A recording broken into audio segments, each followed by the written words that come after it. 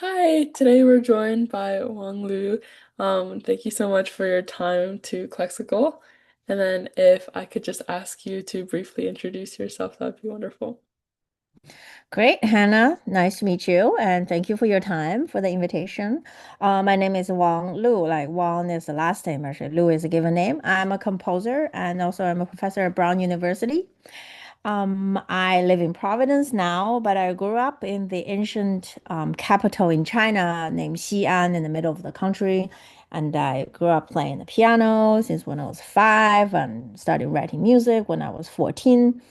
I went to a conservatory preparatory school and then like just like you, right? And then went to Beijing Central Conservatory, and then I came to the States 20 years ago to continue graduate study in composition at Columbia University.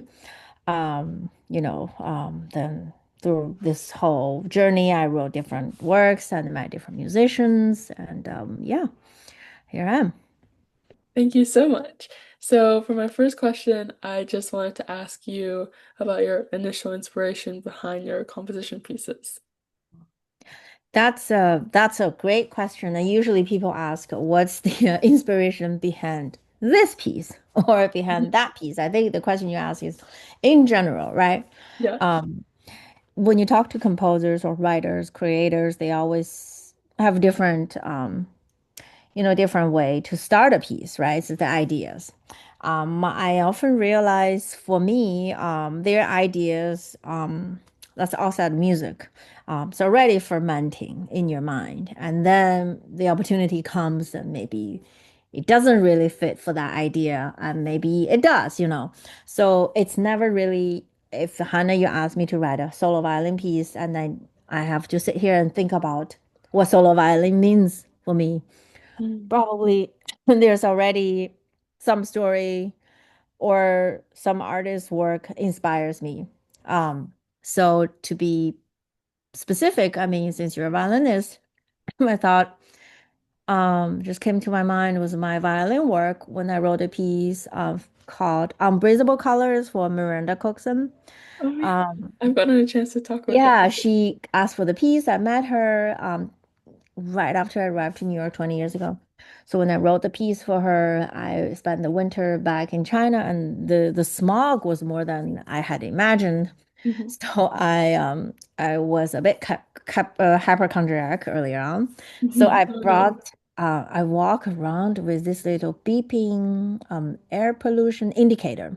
So Mhm. when it's above certain threshold, it would beep. Mhm. And my friends are thinking, you're crazy, you're like, you know.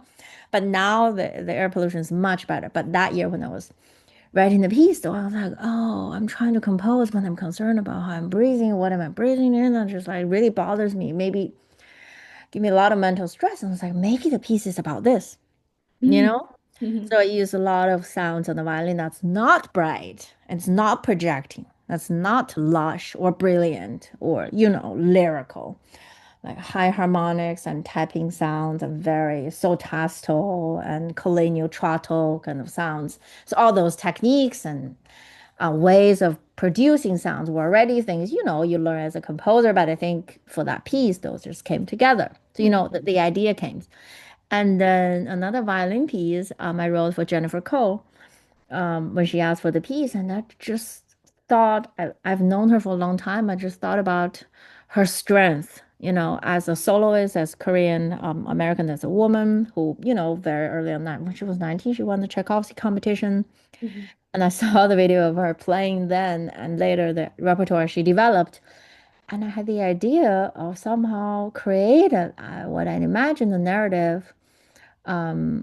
So the piece is called her latitude. It's like, her ability and her weight and her height and in terms of impact. Mhm. And then I used pre-mixed electronic tracks, take some music concrete taken from Korean folk music and some drones. Like when you hear drones and process drones and stretch them to make them sound like siren. When you hear siren, you think about Mhm. war, you think about you're alarmed and you're anxious, right? You don't feel safe, and those translated into like long stretches of melody on the violin. Mhm. There are also like old recordings of Korean folk songs. I imagine her parents' generation listened to a Buddhist monk chanting and all of that. So like each piece really comes from the idea of, in those cases, like the soloist and what they who they are in my mind. Hmm. Maybe there are many other examples, but just to answer you, they're like very, very specific ideas behind. Yeah. I see. Well, you've already sort of answered, but you can also answer generally if you'd like what your creative process looks like, whether does that depend a lot per piece you're working on? Yeah, I think this is also a good question because, like, when we're going to school, the school Hmm. has a schedule, right? Right. Maybe the school you go to has reading and math and reading and math and reading and math, like most of Chinese schools. My girl was, in the Chinese school for 2 months. So I just came back. She's like, why are we taking Chinese and math every day? So I Hmm. never questioned that. So the process is a structure, right? We were also told a structure, always told, structure your day. You begin by, brushing your teeth or having a cup of coffee and answer your email or run or, do your stretches or la la la. But I think as a creator, I want to be more aware of the process because Hmm. I can change the process intentionally. Yeah. So that's what I've been working on. So for instance, like I wrote a piece a couple years ago for solo percussion for a wonderful, amazing musician, Bonnie Whiting, based in Seattle. When she asked for the piece, I just thought the idea of solo percussion, the first idea came to me was there's going to be a lot of instruments on stage, which means it's not a mystery. You can see all those instruments. You see the gong, you see the tempo blocks, and you see the grill, you see the wood blocks, you see the bass drum, you see la la la. You know they're going to be used. Hmm. I just don't like the fact of that. So the process of that piece began with me trying to make her a magician, like try to hide things, like try to hide On the instruments stage. on Wow. stage. So we create the little cabinets, like American doll furnitures. I Whoa. mean, I never could afford American doll. I didn't know there was American. Was it called American Girls, American Doll? Do you The mean the ones that what are layered? Or the or very the fancy doll, I think they're American American Girls, American American Girl Doll. dolls. Yes. American Girl dolls. I thought about these girl dolls used furniture, like has doors and you can put little things inside. Hmm. So the process for that piece beginning by building a setup, Hmm. stage setup, right? What I just want to show a bass drum, everything needs to be hidden or in a very discreet way shown there. And then the second process is we're trying to figure out why are we playing percussion. So we figure we want to tell the story that's meaningful to two of us, which trace back to we us being slightly younger than your age, or like 12 or 13. I was a communist young pioneer in China wearing the red scarf and playing a marching band snare drum. And Bonnie was also facing some challenges when her family had stronger religious shift. Hmm. And also as a teenager, it's coming of age, it's very hard. So we thought, oh, what about sound and ideas from that time, Hmm. as part of the storytelling? So we actually had more exchange about the story without writing any notes or rhythm. Oh, and then we thought, oh, okay. And then we had um, books we read. In the end, we decided to use text from Lucy Corrin, this great writer and friend who's a professor at UC Davis. She has this book about apocalypses, 100 apocalypse and more apocalypse. One of them is just questioning what the end of time would be like in a very humorous way. Hmm. So we use that text and trying to weave together our teenager anxiety and confusion, together with the playfulness of like American Dollhouse. Hmm. And then I wrote a piece. Hmm. That was a process. I really enjoy that process because it's different from like writing a string quartet and deliver the score, right? Yeah. Yeah, so just to give you one example. So I really enjoyed such collaboration with, getting to know the story, making the story together. I Hmm. think that's really affected um, how one writes because maybe that's also coming from my experience working on opera. You know, Hmm. you always have a libretto first. You never really write the music and then find the story, which Hmm. could be interesting too, or simultaneously, right? Yeah. Yeah, so to construct the story that's meaningful to her, and then music can be elastic in terms Hmm. of structure, right? They're fixed parts and they're also transitional. You know, she can take her time because she moves around and, does things that's more theatrical. Hmm. So the change of process in introducing collaborator early on and finding a specific narrative that's meaningful to the all parties in the project, it's really, really important. Hmm. So that's just one example. But obviously, if you're writing an orchestra piece, you can't collaborate with the entire orchestra and revise things. But when I wrote the piece for the New York Philharmonic titled Surge, I did think about my relationship with orchestra in terms of like personal relationship with like going to here in New York Phil as a student. When I first got to New York, I used to go to all the concerts with the student tickets. Hmm. Sometimes you get weird seats. I never forget I sit in the first row. I was Wow. like, what is going on? You hear the rite of spring so up close, and you see so Wow. many feet.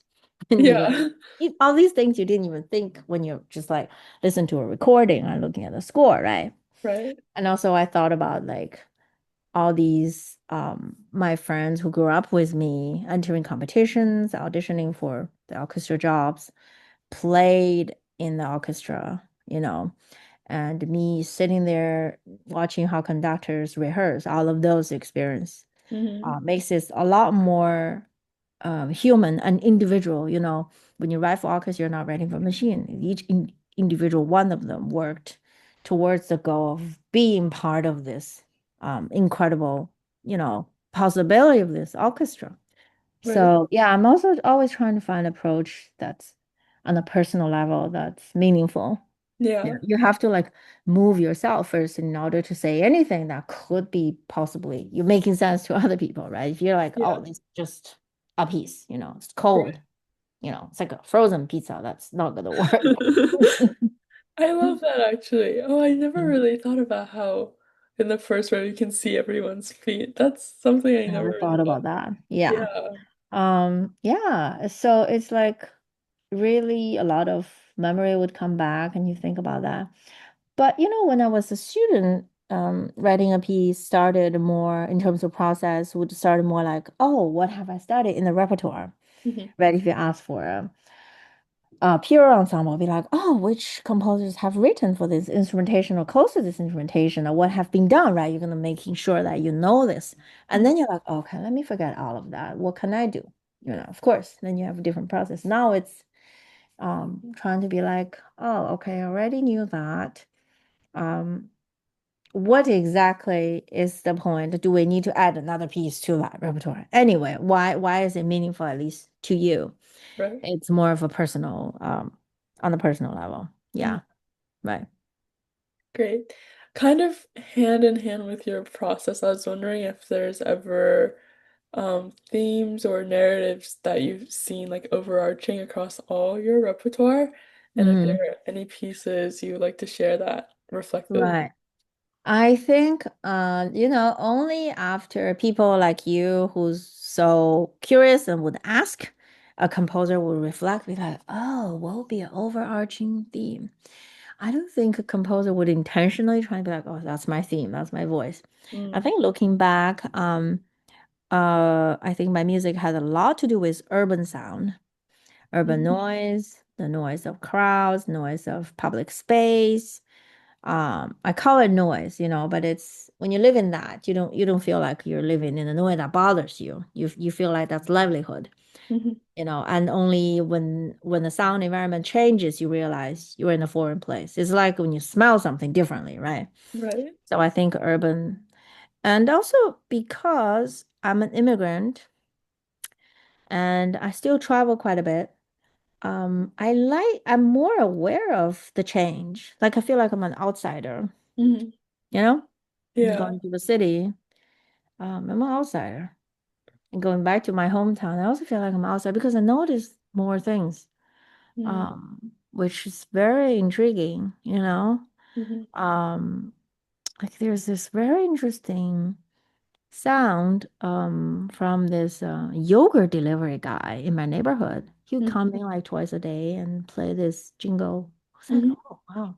Nobody, well, it's not like I have to write a research paper on that, but I feel like when you hear that and how it bounces the walls in the neighborhood, the echoes and amongst the kids and all that, mhm. and you kind of feel like, oh, that's where you are, you associate that with a lot of people and your upbringing. Yeah, Um, and one day if you miss that, you're like, oh, what's going on? yeah, What is wrong? It's almost like you miss you get lost in time. So yeah, like urban sound is really reoccurring. And I'm always naturally attracted to folk music. mm, Folk music in the sense that that's singable, like folk songs, mhm, melodies that you can sing. It could be simple or repetitive.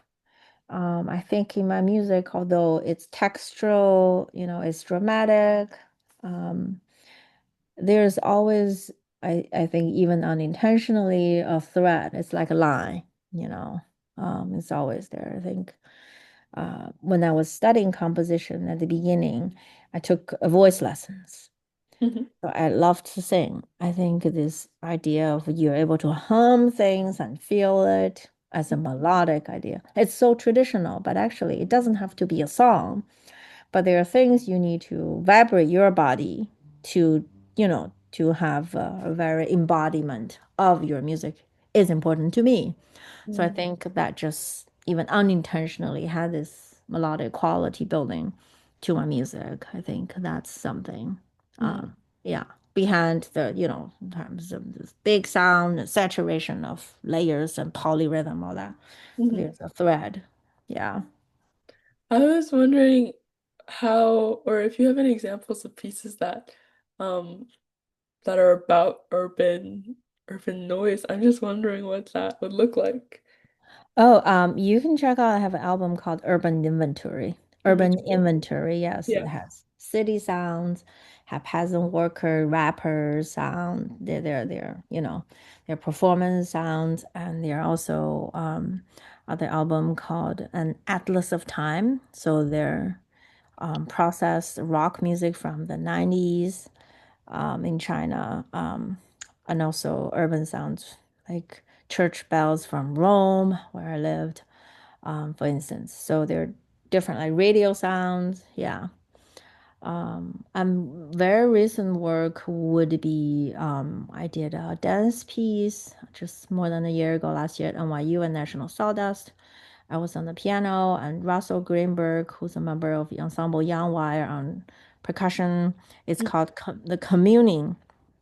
It's basically a dance piece that use found movements, like found objects, found movements from group exercise. A lot of people do after dinner amongst Asian diasporas.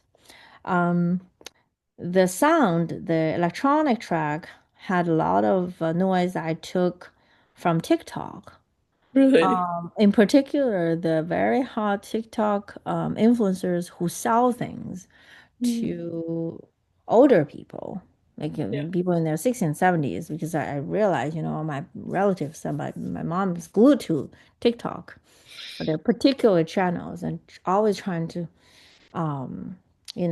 make them keep buying. Hmm. And that is the urban noise because it's in their head. And if you get close, you can hear them. And they're all glued to their phone. It's not the environmental sound anymore. It's constantly everywhere, outdoor, indoor, right? In a Hmm. car, Yeah. waiting for things. And it's just always TikTok trying to sell things. Really, really vicious. Yeah. So that was also part of the urban sound I discovered you cannot escape, Yeah. you know. Yeah, so that's a recent piece also used that idea. Yeah. Yeah. Oh my gosh, I've never thought about how that is an urban sound. You're so right. Whenever I'm on the bus or like on my walk to Yeah, school. yeah. I mean, a lot of people write very well with natural sound, like nature, quieter. I have quieter pieces. But it took me some time to really have more experience with like nature because then I realized I grew up without too much nature. I see. And then it took me many years to realize, oh, you spend time hiking and being in the woods feels like this. Mhm. When you really can hear the leaves and you hear the breeze and then there's no one around you.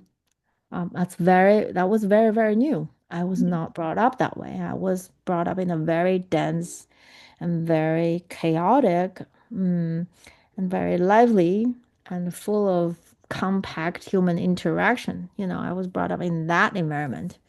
Yeah. So that naturally is part of my sound world, you know. Yeah. Great. And this is something I've just been thinking about recently because I got a chance to get a class from the Boulanger Initiative, but they are all about spreading or educating on female composers. And Hmm. I've just realized that women composers have been so overlooked throughout music history. Hmm. And I was wondering if you personally have ever faced any challenges or because of your gender and your field. Yeah, I think it's a question you would ask in America, Hmm. you know, because as all my classmates at the Beijing Conservatory, most of us are girls, and majority are girls, and majority of faculty used to be all mostly male faculty, but nobody ever asked the question. Hmm. So when you're actually in the environment where you did face the challenges, you didn't know you were facing challenges. You just like, oh, everyone is facing this situation. You didn't even think about this. You just Hmm. think you're gonna do your work and then you can do your best. Hmm. But one thing I did notice when I was 20 years before, is all of us realized that you could be the best student in the program, but Hmm. soon after you graduate, you're likely not be able to develop further on, um, just to do what we do like more abstract experimental music. Because everywhere in the world is challenging. I'm not just saying in China is challenging, but Hmm. as an undergraduate, I realized many of really brilliant young composers older than me, I look up to, you know, Hmm. when I was a teenager, would stop writing that kind of music and trying to do something more practical, either pop music or more, in a more utilitarian way. Hmm. So I did not think that was a challenge. Obviously, that was, you know. Um, then I think in America, we really address as much as we can, right? Hmm. A female composer and just experimental music in general. Hmm. I think that's at least there's this possibility to talk about this and to draw more attention, right? To maybe try to understand or say, look, these are the situations. Yeah. Yeah. Yeah. I think it's because I've grown up studying so much more like classical, standard Western repertoire and it's all male composers that I Mhm. feel so unaware of the musical female voice, Mm. especially recently. Yeah, but yeah, that's just been something on my mind. Um, Yeah. and I was wondering also, just as a modern composer in general, if what you think some challenges are. Mm. I think to me, on one hand, writing music is very personal, Mm, right? You write your music. On the other hand, you do want to communicate with others. You do care if people listen. right, Maybe when I was a teenager, I thought, you don't need to listen. I'm just writing for myself. But I wouldn't say that today because you do want people to listen to. You probably don't want to please everybody because who is everybody anyway, right? right. But you do want to write the music that at least moves you, again, as I said, so you potentially could convey something that another human being could resonate. So the challenge is right there, is to balance the private, you know, um, very, very private part of like exposing your expression, right? Although music is abstract, it's perfect for that. Mhm. The other is to say, where is my music going? You know, where in the society, right? We all have those moments. Artists have the moments like, oh, the world is falling apart. Why am I writing music? Why am I still going to my studio and doing my sculpture or, Mhm. doing whatever the media the artist is using? I think that's a challenge. A Yeah. responsible artist would think, right? If you read the news, you're like, oh God, why am I wasting my time still thinking about which pitch to put on the page, right? Mhm. But then you realize this is meaningful to you, and and this is a reflection of our society at the moment. Mhm. Yeah. You don't live in a vacuum. Your expression matters, yeah, and it's very important that you fight for the right to have your voice and have your creativity being heard. That's very Mhm. important, right? Maybe it's 5 people, maybe it's 10 people, but Yeah. definitely not only writing for oneself. Yeah. Right. Thank you. And I was also wondering, before I started the recording, you mentioned Luna Lab, I believe. And I was also wondering if there are any other movements or trends you think that will help make modern classical music more accessible. Hmm. I think the field is expanding rapidly, Mm, which I think is really healthy because there are more styles, mm, more techniques, technology, and mm, people from different training with different skills and different aesthetics mhm, would coming together. And this really diversifies the pool of the kind of music being created. mhm, Also, I think the age difference, right?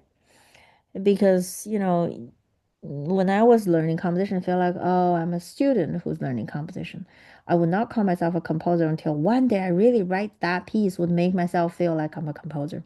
But mm, in America, even you started writing music right away, you're a composer. I really think that's a very healthy attitude because you're responsible for your work, you're a creator, mhm, right?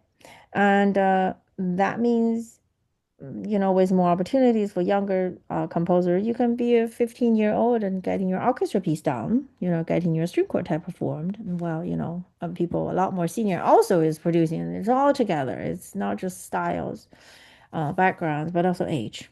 mm. Yeah, especially everything develops so rapidly. I don't know how many years would count as a generation, you That's know, true, yeah. right? What influence you would not be the same, Mhm, although we go on the same internet, which is very healthy. That's why I love my job because as I age, my students remain the same age and they're bringing different ideas and different influences, which I think is absolutely fascinating. Yeah, yeah. right? My 7-year-old will not love the same thing I do, which is great. Yeah. Right? Yeah. Great. And sort of with the new technologies and ideas that you're talking about, I was just wondering, what you think about AI in new composition. Yeah. I think AI is right here. What my attitude towards AI is to work with it, not Mhm. musically yet. I mean, Okay. yes, in terms of like research and even having a conversation about a question, Hmm. I think it's really interesting. It's playful. Yeah. Um, I think it's important to learn how it works and to play with it and to Mm-hmm. improve myself by playing with it and to be very self-aware that like you already know what you're doing Hmm. and you have an intention, you have your point, you have the problem you're trying to solve, Hmm. and then you ask questions and then you do your research and you come back, you ask more questions and then see compared to if you don't have this AI to discuss Hmm. or to converse with, um, how different the research results would be. That's Hmm. that's my interest.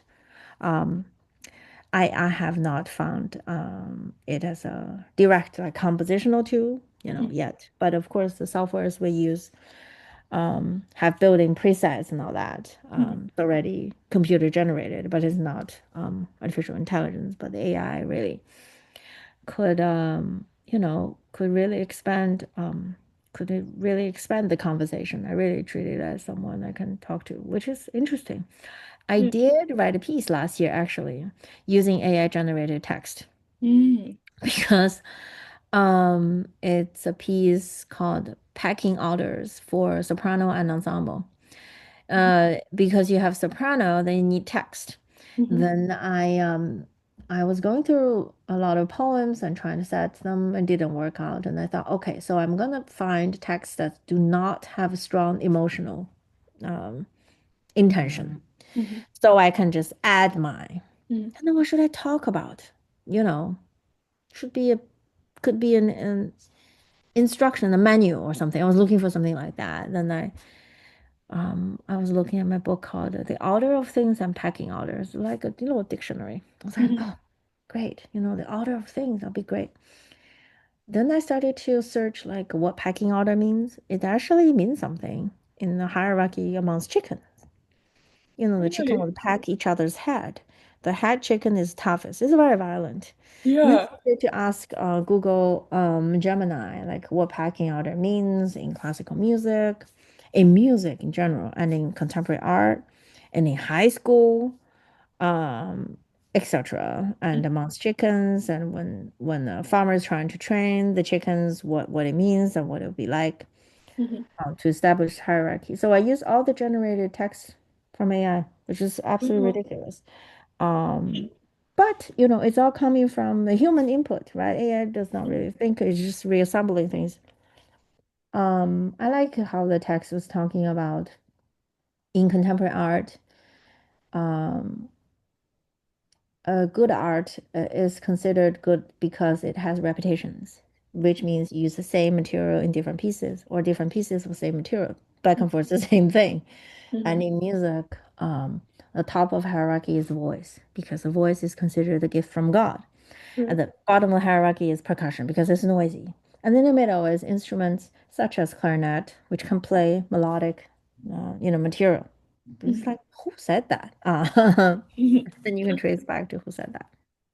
And in high school, the artsy students are kind of in the middle and the top of the bottom, it has its own Yeah. very interesting, you know, AI told me what hierarchy, the pecking order in the society. Yeah. So I use that as a way of kind of like humorous, but also like a realistic reflection. Right. Because it is generated because people put that out there. Maybe it's from Right. different time period. But also it's kind of a dark humor. Yeah. A Yeah. sense Yeah. of I was quirkiness. thinking, Yeah. how would AI know about the pecking order in high school? Right. Yeah. Yeah, But how would I know? Because I'm not a high schooler. that's true. If you could think back to when you were in high school. Right, that's a very different time, but also like you would only know from the TV dramas, from news pieces, by reading books. But you're like, oh, okay, all of that available to that generative AI. And that Yeah. generative AI and you realize how that AI thinks. Mhm. Oh, these balloons just appeared on your Yeah, screen. the balloon just appeared. Sorry, Anyway. just because we have 5 minutes, I got the notification another 5 minutes before. I just wanted to ask one last time if you're comfortable with this being republished in audio or book format? An audio or book format. Yes. A book, just print out. Printed out. Yeah, the Print it out. transcript printed out. Or this recording could be just the audio and then put onto a podcast. Sure. Yeah. Okay, sounds great. Great. Thank you so much for your time. It was really valuable hearing about. Oh, thank Wow, you. I Thank you really for, loved it's all your fun. little details of Mm, noticing the sound around us. It's a yeah. lot some things I haven't ever Mhm. thought about. One day, if you move to cornfield for college, hopefully not, then oh, I don't know if you appreciate different sounds. Yeah, no. I was in Washington, D.C., and I realize it's still very much a city, but it's so different from New York. Like just Right, now, a car just passed by with its horn right, all the way right, on. right, right. And Yeah, I always just think about it as normal. Um, right. And of course, the sound completely changed during the pandemic, if you remember any, right? Completely, Yeah, totally. right, right, right. Yeah, it was so Yeah, quiet. yeah, of Um, but yes, thank you so much. course. Thank you Yeah, for your time and your yeah, insight. of It was great. course. Yeah, thank you for asking me, and it's really nice chatting with you. And let me know when you post this, and I'll be happy to share. And would love to see you perform sometime. I would love Yeah. to play some of your Yeah. pieces sometime. And yeah, sure. Yeah. And if you are doing campus visit and coming to Brown, just drop me a note. I'd love to show you around. Yes, that would be amazing. Thank you so Yeah. much. I really Yeah. appreciate this. I hope we Yeah. can stay in contact and I don't know, hopefully meet again sometime soon. Yes. Yes. Absolutely. In person. Yeah. Yes, that'd be great. Thank you Yeah. so Thank much. you. Thank Have a you. great Yeah. evening. Have a great evening. Thank Good you. night. Good night.